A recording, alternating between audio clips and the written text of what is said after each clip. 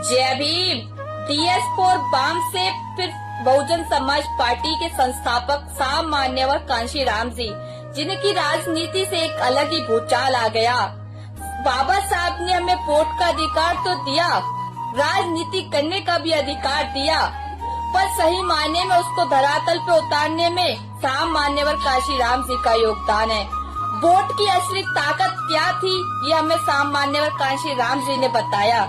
पर कभी आपने ये सोचा है कि कांशीराम जी को साहब बनाने में किसका योगदान था?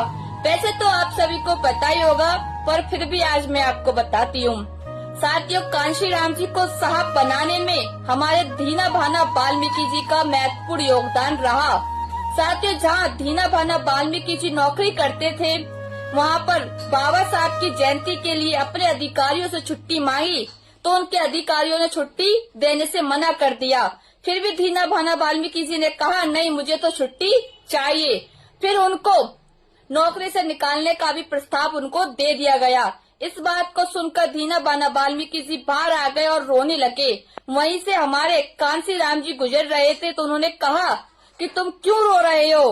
तो फिर दीना भाना वाल्मीकि जी ने कहा कि आज जिनकी वजह से हमें नौकरी मिली है, उन्हीं की अम्बेडकर जी की जयंती के लिए मैं छुट्टी मांग रहा हूँ, तो छुट्टी देने से मना कर दिया। तब कांशीराम जी ने कहा कि ये कौन है अम्बेडकर, जिनके लिए तुम अपनी नौकरी तक छोड़ने के लिए तैयार हो गए? फिर दीना भाना वाल्मीकि जी ने बाबा साहब की एक किताब दी और कहा, इसे पढ़ना। तब कांशीराम जी ने पूरी रात उस किताब को पढ़ा।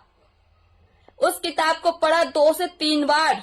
फिर अगले ही दिन उन्होंने भी ये ठान लिया कि अब मैं सिर्फ बाबा साहब की कारवा को आगे बढ़ाने के लिए काम करूंगा।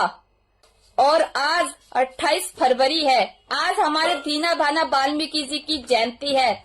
मैं धन्यवाद करती हूँ दीना भाना वाल्मीकि जी का, क्योंकि आज अगर दीना भाना वाल्मीकि जी ना होते तो शायद आज जो बहुजन समाज को जो एक सितारा मिला है, जो साम मान्यवर कांशीराम जी जो बहुजन समाज को मिले हैं, वो शायद उन्हीं की बदौलत मिले। अगर आज वो नहीं होते तो शायद आज हमारे बीच में एक सितारा नहीं होता, जिसने हमें बाबा साहब से रूबरू कराया।